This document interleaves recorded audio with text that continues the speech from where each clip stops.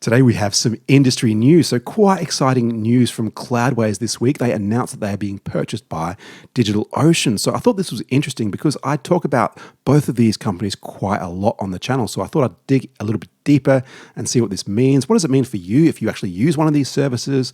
And what does it mean for these companies moving forward? I think it's quite interesting to have a look and see what this is all about. So if all this sounds interesting, then keep watching.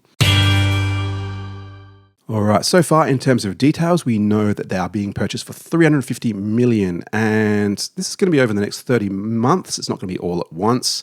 They're going to acquire the Cloudways platform. The 300 employees that work for Cloudways are staying on, including the CEO and the founding team. They're staying along with Cloudways. They're doing about $50 million of revenue, which is about 10 times less than DigitalOcean. So DigitalOcean is the much bigger company in this scenario. So it's a big company purchasing a small company.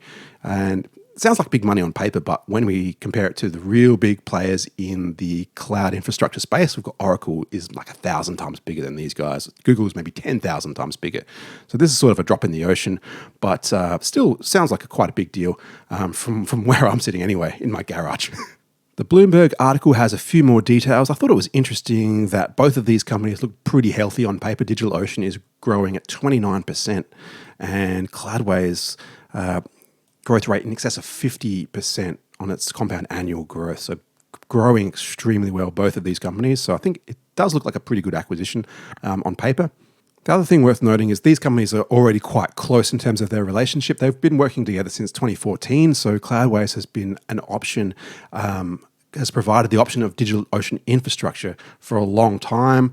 And about half of Cloudways Cloudways customers are already using DigitalOcean. If you go to the actual Cloudways deployment page, DigitalOcean is the first option. It's basically the default option. It's also the cheapest and best value. So it makes sense for DigitalOcean to vertically integrate with Cloudways. I think they're going to be able to get even better efficiency and profitability from this product by owning Cloudways. So I think it is a good move. It does raise some questions. So what's going to happen to these other products, Vultr, Linode, AWS, and Google Cloud on here? So Vultr and Linode are probably the closest direct competitors to DigitalOcean. So are they still going to offer these products? I think for the time being, this choice is probably one of Cloudways' unique selling points. I can't see them getting rid of these options.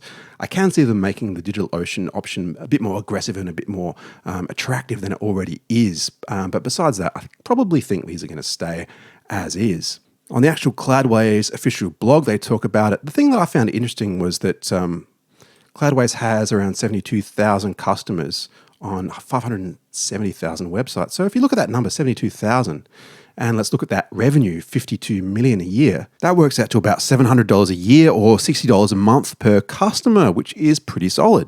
Much more than I thought was average, because when I do the tutorials on here, I usually use the cheapest one. I use like $10 or $13 options on here, but the average customer is actually using a much higher spec machine than we talk about here on the IdeaSpot YouTube channel. So I'm much more the small fish in this market for these guys. So that surprised me. I thought Cloudways was a bit more of a budget provider. I mean, it probably is in the scale of cloud computing, cloud infrastructure, but I think this is part of the reason DigitalOcean is making the move, because they're actually acquiring a much different segment of the market than they already had. So now they're getting some small businesses, some small and medium businesses, rather than just the larger software developers, infrastructure developer type clients. Now, I'm not a financial analyst, but we can look at the stock price. The market didn't really react at all to this thing. So that kind of means that the price they paid was probably fair.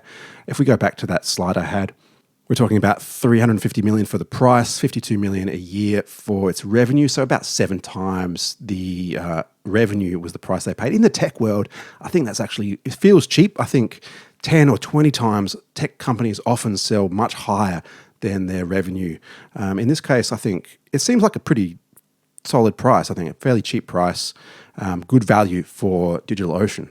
But like I said, the market didn't really move. If we look at the 5-day change, maybe it's ticked up a little bit. So maybe it's a little bit of a positive move. But yeah, I think it's just solid value, just a generally good move. So in conclusion, based on what we've seen, Cloudways service is going to remain the same like we saw with the financials. If something is growing at 50% per year, I don't think you mess with it too much. I think you just enjoy that 50% growth and enjoy the revenue. So the CEO of founding team is staying on as well. So that's good news for people using Cloudways. I'd expect the product from DigitalOcean on Cloudways to maybe improve. I think that's one thing they can improve is now that they have that vertical integration with the back end and the front end, they can probably be a bit more aggressive in terms of their value from DigitalOcean. But it's hard to predict what will happen over the long term, particularly with Linode and Vultr. Not really sure, but I can't really see them changing it too much. I think these are still good products, very profitable for Cloudways. So I can't see them messing with a winning formula when things are going so well. So I think it seems like a solid purchase from DigitalOcean. I still highly recommend both companies.